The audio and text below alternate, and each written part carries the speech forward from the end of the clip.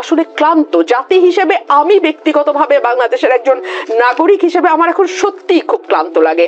দেখুন নিকোল, গাজীপুরে যে ঘটনাটা ঘটেছে সেই ঘটনায় কারা ঘটালো, কারা মদদ দিল, কারা সেটাতে উস্কে দিল, এবং কেন মাঠে পুলিশ এবং সেনাবাহিনী মোতায়েন থাকা সত্ত্বেও এই ধরনের ঘটনা ঘটতে পারলো, সেটা স্বরাষ্ট্র উপদেষ্টার বের করার কথা, তাই নয় কি?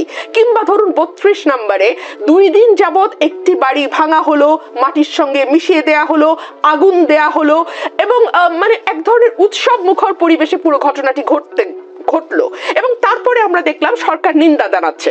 সরকার যদি শক্ত স্ট্যান্ড নিয়ে বলতো আমরা এটা সমর্থন করছি, কারণ জার্মানিতে নাজিদেরকে একেবারে মাটির সঙ্গে মিশিয়ে দেওয়া হয়েছিল, তাদের কোনো অস্তিত্ব রাখা হয়নি, ঠিক একইভাবে আমরা বাংলাদেশেও শেখের কোনো অস্তিত্ব রাখবো না, এটা যদি তারা বোল্ডলি ঘোষণা দিয়ে করতো, তাহলে মানুষ আশ্বস্ত হতো এই ভেবে যে ও আচ্ছা, সরকারের অন্তত নিয়ন্ত্রণ আছে, সরকার জানে ঘটনাটি ঘটছে এবং সরকার এটিকে ঘটতে দিচ্ছে বিকজ সরকার এটিকে সমর্থন করে।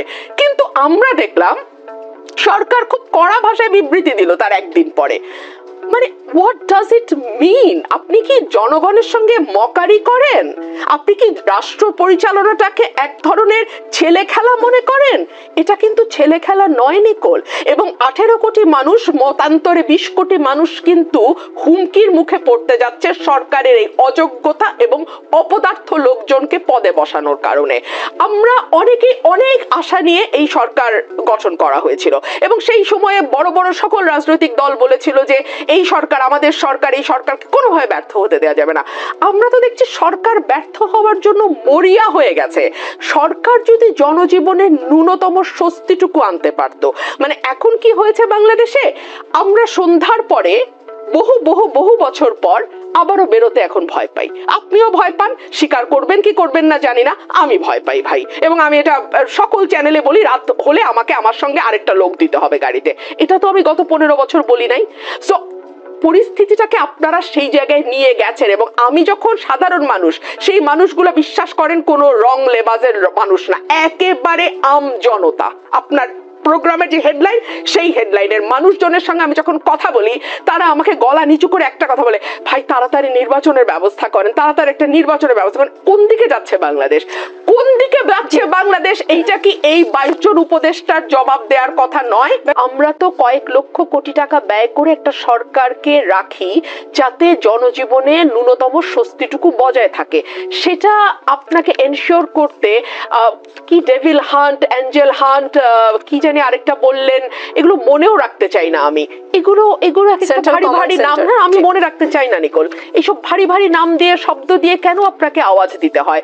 আমি আসলে আর কোনো শব্দ নিয়ে আলোচনা করতে চাই না, আমি কাজ দেখতে চাই। আজকে শুরু হয়েছে যে 1000 কয়টা মানুষের কথা আপনি বললেন ধরা হয়েছে, তাদেরকে গত পরশু কেন ধরা হয় নাই? মানে তারা কি গত পরশু ফেরেশতা ছিল, ডেভিল হান্টের পর শয়তান হয়েছে? তা তো না নিকোল, প্লিজ কাজ করতে বলেন। হ্যাঁ মানে আমরা শব্দের জাদুতে অনেক বেশি বিপদ, তার জন্য কি 6 মাস অনেক বেশি সময় নয়? কিন্তু এই 6 মাসে আমরা কি একটা দিনের জন্য স্বস্তিতে থাকতে পেরেছি? 6 মাস মানে 180 দিন। আপনি আমাকে একটা দিনের কথা চিন্তা করে বলুন তো, যেদিন শাহবাগে কেউ বসেনি, যেদিন সায়েন্স ল্যাবের মোড়ে কোনো গন্ডগোল হয়নি, কিংবা যেদিন আজকেও হয়েছে, একদম তাই, এবং কিংবা যেদিন দুই পক্ষের মারামারি হয়নি, কিংবা ছিনতাই বা খুন রাহাজানির মতন ঘটনা ঘটে নাই, প্রতিটা দিন কিছু না কিছু হয়েছে। সুতরাং এই যে পরিস্থিতি কিছুতেই শান্ত না হওয়া, এবং কিছুটা শান্ত হলেই আবার ইচ্ছেকৃতভাবে পরিস্থিতিতে একটা শক্ত ঝাঁকি দেওয়ার চেষ্টা, এটা কি আপনার খুব নরমাল মনে হয় একজন রাজনৈতিক কর্মী হিসেবে? এবং আমাদের রাজনীতি তো আসলে খুবই অনিশ্চিত, পশ্চিমের রাজনীতির মতো নয় যে একটা নির্দিষ্ট মেয়াদের পর পর চমৎকার একটি ভোট হবে এবং মানুষ যাকে পছন্দ করবে সেই গিয়ে রাষ্ট্র পরিচালনার দায়িত্বভার গ্রহণ করবে। আমাদের রাজনীতি মসৃণ নয়, আমাদের রাজনীতি ভীষণ অনিশ্চিত, ভীষণ উঁচু নিচু, এবড়ো খেবড়ো আমাদের রাজনীতির পথ। সুতরাং এই ধরনের আশঙ্কা করাকে আমি অমূলক তো বলতে পারি না।